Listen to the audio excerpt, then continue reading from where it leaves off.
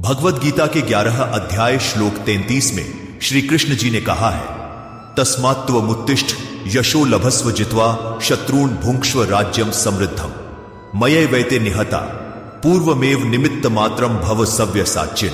यानी काम तू करेगा लेकिन जीत तेरी वजह से नहीं, जीत इसलिए होगी क्योंकि उसे होना ही था। तू बस वह जरिया है जिसके हाथों मेरा लिखा हुआ पूरा होगा। आरव एक ऐसा लड़का था जो अंदर से बहुत ही थक चुका था। कुछ भी कर लो उसे हमेशा लगता था मेरे बस का कुछ नहीं है, मैं कोशिश भी कर लूं तो क्या फर्क पड़ेगा। उसके दोस्तों के ताने, घर की जिम्मेदारियां, खुद की एक्सपेक्टेशंस सब मिलकर उसे धीरे धीरे डिमोटिवेट करते गए।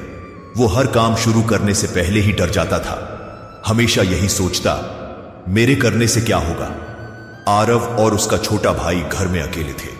रात को अचानक भाई को तेज सांस लेने की दिक्कत होने लगी, अस्थमा अटैक। आरव के हाथ पैर फूल गए। वह जितना कर सकता था उतना किया।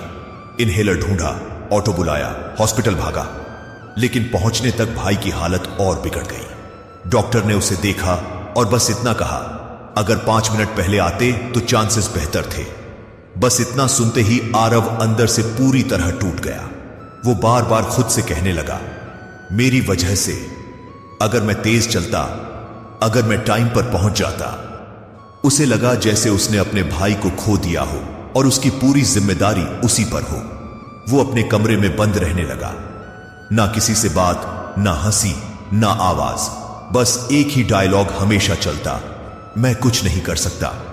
कुछ दिनों बाद आरव के पापा के पुराने फैमिली डॉक्टर घर आए।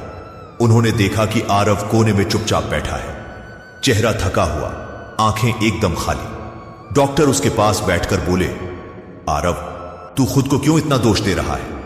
आरव ने धीरे से कहा, मेरी वजह से मैं उसे बचा नहीं पाया। डॉक्टर ने सांस ली और बोले, बेटा, तू इंसान है, तू सब कुछ कंट्रोल नहीं कर सकता। तूने जितना कर सकता था उतना किया, लेकिन कुछ चीजें हमारी पकड़ में होती ही नहीं। आरव ने पहली बार किसी की बात सुनी, लेकिन उसका चेहरा अभी भी टूटा हुआ था। डॉक्टर ने फिर कहा, गीता में लिखा है, तू बस माध्यम है, यानी हर नतीजे का मालिक तू नहीं है। जो होना होता है वो किसी और कारण से होता है, तू सिर्फ उस कहानी का हिस्सा बनता है। ये लाइन पहली बार आरव के दिल में सीधे जाकर लगी। उसे एहसास हुआ, मैंने अपनी पूरी कोशिश की थी, मैं न तो भगवान था, न जादूगर, और न ही हर चीज मेरे हाथ में थी। उसके कंधे पर रखा गिल्ट का पत्थर धीरे धीरे हल्का होने लगा। आरव ने रातों रात बदलने की कोशिश नहीं की। वो कोई मोटिवेशनल हीरो नहीं बना। उसने छोटे छोटे काम शुरू किए, भाई की पुरानी लाइब्रेरी डोनेट की, लोकल किड्स को इमरजेंसी बेसिक्स सिखाने लगा, पड़ोस में अस्थमा वाले लोगों की मदद करने लगा, खुद को यूजफुल महसूस कराने लगा। धीरे धीरे उसे समझ आया, मैं बेकार नहीं हूं, बस मैंने खुद को दोष देते देते अपने दिमाग का दरवाजा बंद कर लिया था। अब उसकी सोच बदल गई थी। पहले मेरे करने से क्या होगा, अब अगर मुझसे करवाया जा रहा है तो शायद मैं ही उसके लिए चुना गया हूं। इस कहानी का यह मतलब है कि तू हर चीज का मालिक नहीं, लेकिन हर काम का माध्यम जरूर है। अगर तेरे हाथों कुछ हो रहा है तो समझ लेना तू उसी काम के लिए चुना गया है।